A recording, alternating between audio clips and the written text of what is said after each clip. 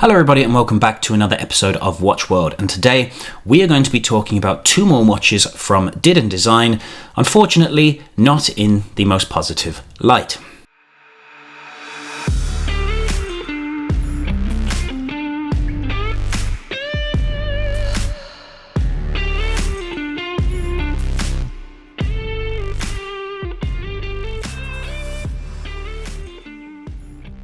So guys, welcome back to the channel. I hope everyone is well.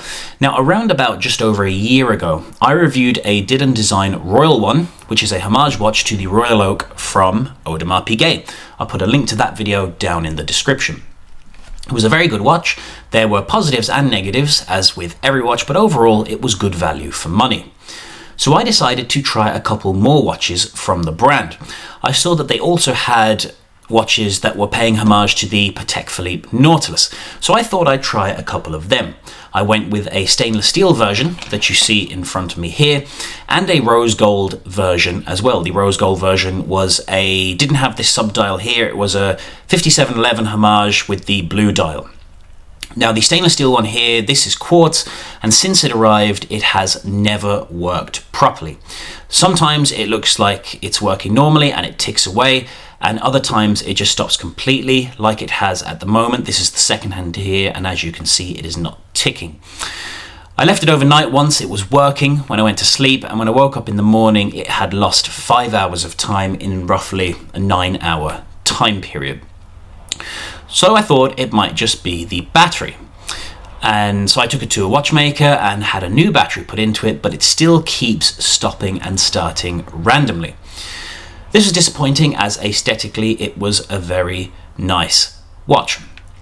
Now the rose gold version with the blue dial, the 5711 homage, I moved house recently, so all my stuff was boxed up and moved, and I've looked through box after box after box and I can't seem to find the rose gold watch.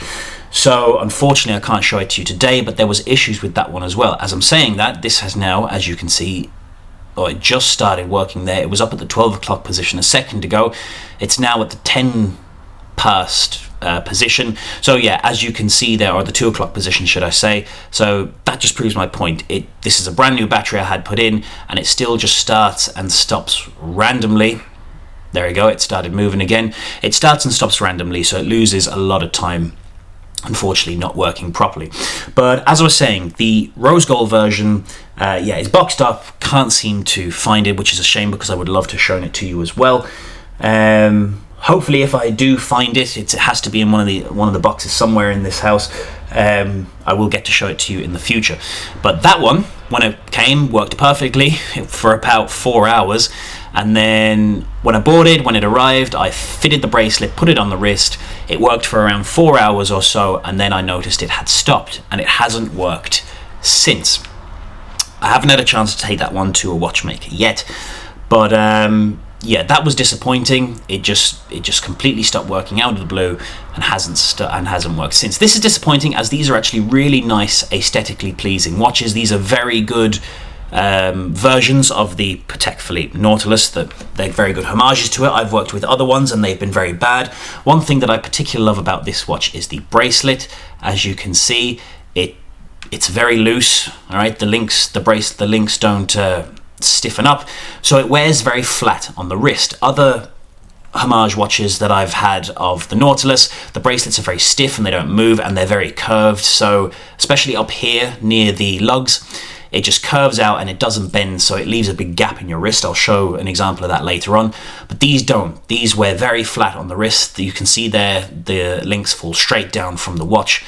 And yeah, this is probably the best bracelet I've seen of any of these homage watch companies. When it comes to the Nautilus, this is by far the best one. So it's very disappointing that the watch doesn't work properly.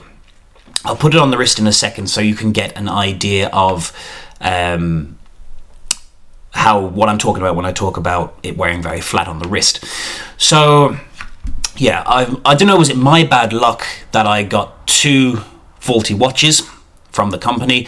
I'm not going to write off the company just yet, because like I said, the Royal Oak watch that I had before was quite nice, so maybe I will try them again in the future.